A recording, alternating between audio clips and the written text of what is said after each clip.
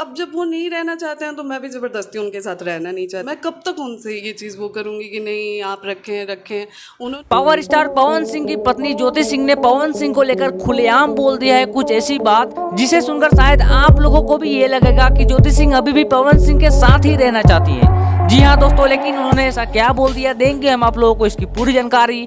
लेकिन उससे पहले अगर आप लोग हमारे चैनल पर नए हैं तो वीडियो को लाइक करके चैनल को सब्सक्राइब कर लीजिएगा।